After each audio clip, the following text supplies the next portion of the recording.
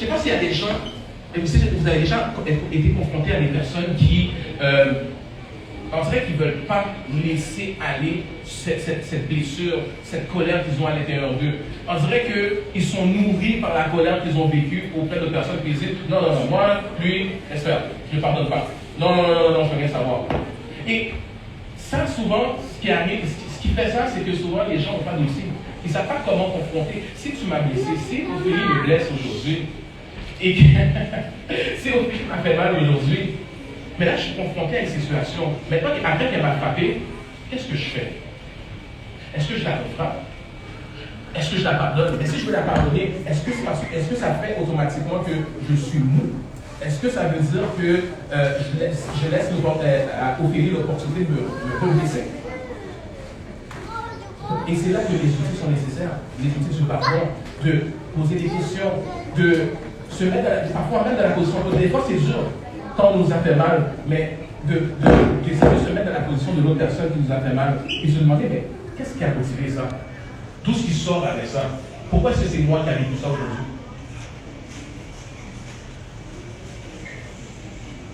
Et comment embrasser le pardon de soi? Numéro 1, dissocier nos erreurs de notre identité. Ce n'est pas parce que tu as fait une erreur dans le passé que tu es une erreur. Tu n'es pas qu'est-ce que tu as produit. Ce que tu as fait avant, tu l'as fait compte tenu de l'information que tu avais, des réflexes qu'on t'a donné, des informations qu'on t'a données dans les circonstances. Ensuite, changer la façon que l'on parle de soi-même. Souvent, la manière qu'on parle de soi-même nous empêche de nous aimer, de nous embrasser, de nous accepter. Et ça, c'est des choses qu'il faut se pardonner. Il faut se pardonner des mots qu'on se dit. Laisser le passé dans le passé. Accepter que les erreurs du passé sont derrière. Et en fait, accepter que l'erreur est humaine. Il n'y a personne de parfait. Et imaginez-vous 2 secondes un monde parfait. C'est là. Non, pour vrai, imagine. Tout le monde traverse la rue correctement. La police ne servira à rien. Il n'y aura pas d'ambulancier. Non, c'est pas. Il faut accepter que l'erreur est humaine. Que chaque personne va apprendre des erreurs qu'il a commises. Et c'est ça qui fait qu'on a des vieux sages dans nos familles. Des personnes, là, le grand-père de 83 ans qui dit hey, mon fils, c'est comme ça qu'il faut le faire. Cette sagesse-là passe à travers les erreurs commises. Et maintenant, avant de terminer, j'aimerais faire un petit exercice avec vous. J'aimerais vous amener dans cette sphère du pardon. J'aimerais vous encourager à, présentement, à penser à une chose que vous aimeriez vous pardonner. Peut-être que c'est le fait que vous avez critiqué votre monde ce matin. Ou quelque chose que vous avez fait, un mensonge que vous avez dit à vos parents, quoi que ce soit. J'aimerais que vous pensiez pendant 2 secondes à une chose que vous aimeriez vous pardonner aujourd'hui. Prenez le temps d'y penser. Prenez le temps d'y penser.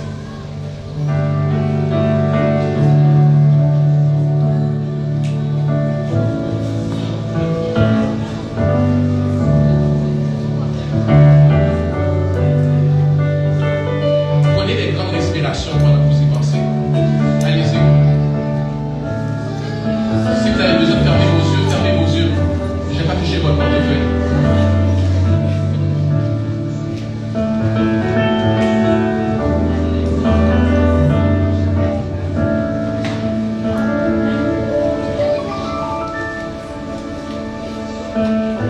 Et maintenant que vous avez pensé à cette chose qui vous a blessé, cette chose que vous voulez vous pardonner, je vais vous inviter à répéter après moi. Je ne suis plus en guerre avec moi-même. Je ne suis plus en guerre avec moi-même. Car je me suis enfin pardonné. Car je me suis enfin pardonné. Je suis heureux de me pardonner. Je suis heureux de me pardonner. La chose que vous allez penser. Donc on va l'entendre.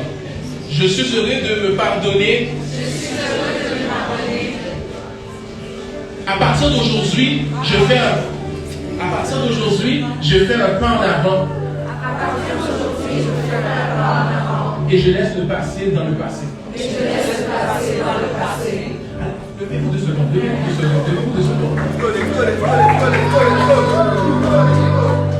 À partir d'aujourd'hui, Je fais je fais un pas en avant. un pas en avant. Et je laisse le passé dans le passé. Et je laisse le passé dans le passé. Fermez vos yeux 2 secondes.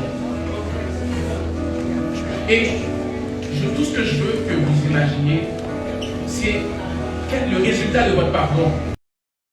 Quand vous avez pardonné à la personne, et quand vous avez fini, faites juste un pas en avant. Ou à gauche. Voilà. Pensez à ces choses qui vous a blessé, ces mots qu'on vous a dit. Certains, on vous a dit que tu ne seras jamais rien dans ta vie. Il y en a d'autres, on vous a dit, t'es trop petit, t'es trop grande, t'es trop grosse. Parfois, c'est vous qui avez dit à une personne qu'elle est. Tu es capable, tu ne seras jamais rien. Mais aujourd'hui, vous allez non seulement pardonner la personne qui vous a blessé, mais vous allez vous pardonner aussi d'avoir blessé quelqu'un. Et vous allez vous pardonner aussi de vous être blessé vous-même avec les mots que vous vous répétez. Je ne suis pas assez beau, je ne suis pas assez bon, je ne suis pas assez belle. Et à partir d'aujourd'hui, je fais un pas en avant et je laisse le passé dans le passé. Vous pouvez vous asseoir.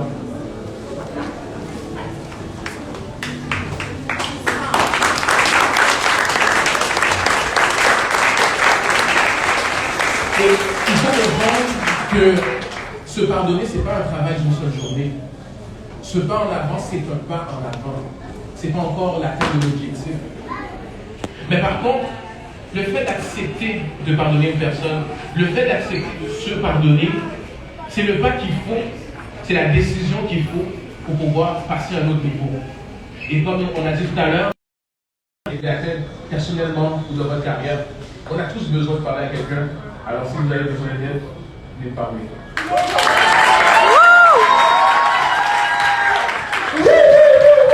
C'était profond.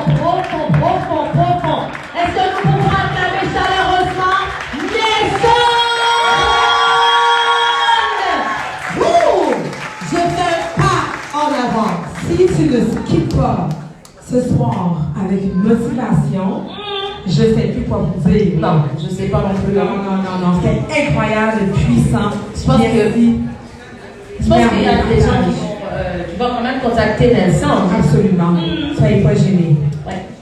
Donc, nous allons avoir quelqu'un qui va venir partager quelques mots avec vous. Donc, j'appellerai en avant pour une prise de parole Bianca Ashley et Maxime. Sous vos applaudissements, s'il vous plaît. 1, 2, 3.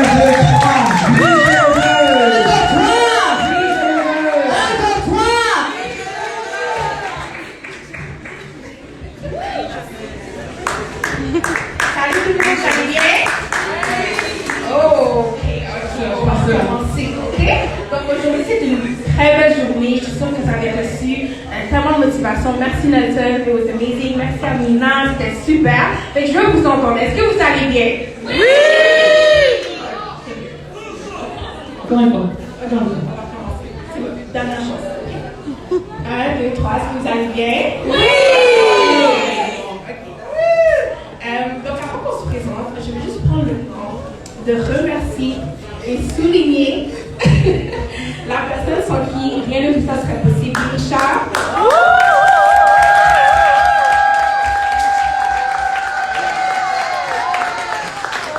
Je suis extrêmement fière d'elle. Moi, j'ai rencontré Richard l'année passée pour la première édition de son mouvement. Et vraiment, c'est incroyable. I'm proud of you. Et donc, on va se présenter. Moi, c'est Bianca. Et moi, c'est Maxime Jean-Claude. Yes. Et en fait, on veut vous présenter notre projet qui s'intitule Retraite, reconnexion.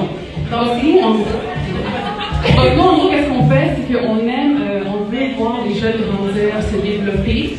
Donc, on a parti de Retraite, reconnexion pour les aider à atteindre leur plein potentiel. Donc, qu'est-ce qu'on va faire? On fait des ateliers, des retraites, on fait aussi une conférence annuelle chaque année. Donc, c'est ça. Donc, justement, on est venu vous parler de notre prochain atelier